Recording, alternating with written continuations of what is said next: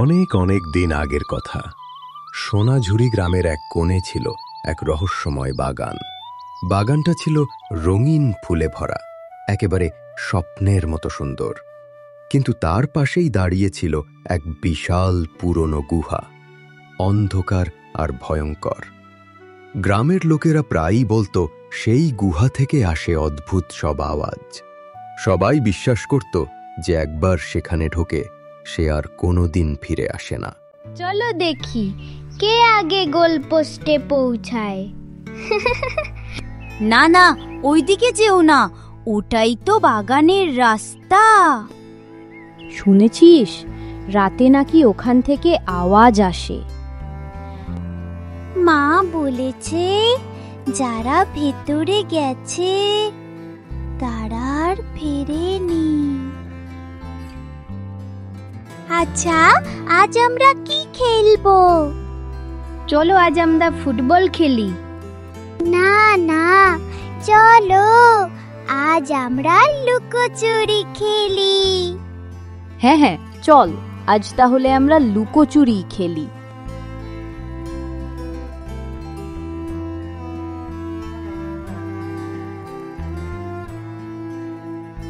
তারপর বাচ্চারা খেলতে চলে গেল। এইদিকে সন্ধেবেলায় ঘটল আর এক ঘটনা। প্রিয়, তাড়াতাড়ি এখানে আয়। ওই দূরে বাদালের দিকে তাকিয়ে দেখ। ও মা, ফুলগুলো কি জ্বলছে নাকি? আমি তো এমন কখনো দেখি নাই। এটা কোনো সংকেত নাকি? জানি না রে। একটা কাজ কর, কাল বিকালে সকলকে খেলার মাঠে ডাক, এই ব্যাপারটা নিয়ে আলোচনা করা যাবে।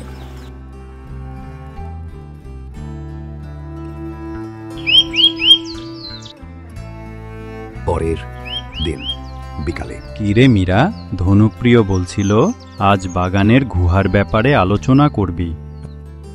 কাল সন্ধ্যায় কি ঘটেছিল রে? আমাদের কিছু একটা করতে হবে। কিছু একটা করতে হবে মনে? তুই কি করার কথা বলছিস? আমরা এই গুহার রহস্য ভেদ করতে চাই। তুই কি পাগল? ওখানে গেলে যদি সত্যিই কিছু হয়? ভয় পেলে হবে না, সত্যিটা জানতে হবে। ঠিক আছে, আজ রাতেই যাব। এরপর তারা ঠিক করল আজ রাতেই যাবে গুহার রহস্য জানতে।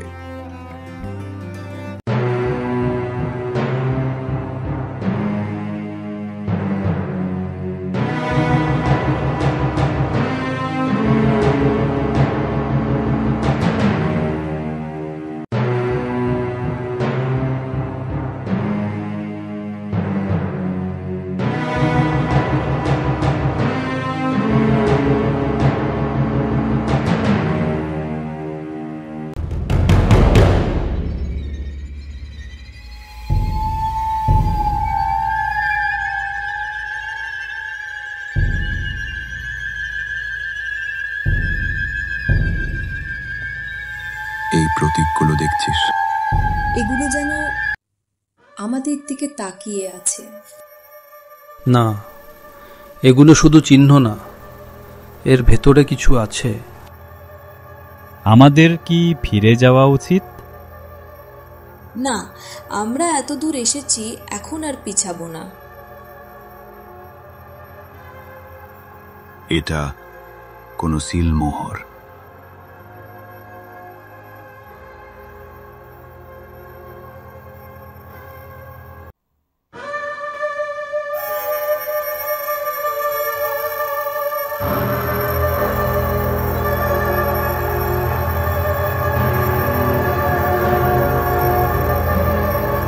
তুমি ভূত নাকি?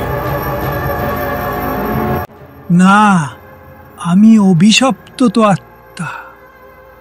ধন্যবাদ তোমাদের, তোমরা আমাকে মুক্ত করলে। আমি বহু বছর ধরে বন্দী ছিলাম। যাও, আজ থেকে তোমাদের বাগান আবার শান্তি পাবে। চলো চলো, আমরা এখন গ্রামে ফিরে যাই। হ্যাঁ, হ্যাঁ, হ্যাঁ হ্যাঁ, চলো। চলো।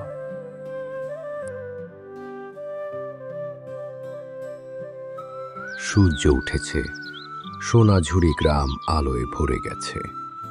বাগানের রহস্য আর ভয় কেটে গেছে। এবার সেখানে আনন্দ আর হাসি ঘুরে বেড়াচ্ছে। শিশুরা ফুলের মাঝে দৌড়ঝাঁপ করছে, পাখিরা গান গাইছে, আর হাওয়া বয়ে আনে সোনালি আলো। গাছগুলো যেন আনন্দের সুরে নাচছে, এবং বাগানটি হয়ে উঠেছে প্রাণের প্রতীক।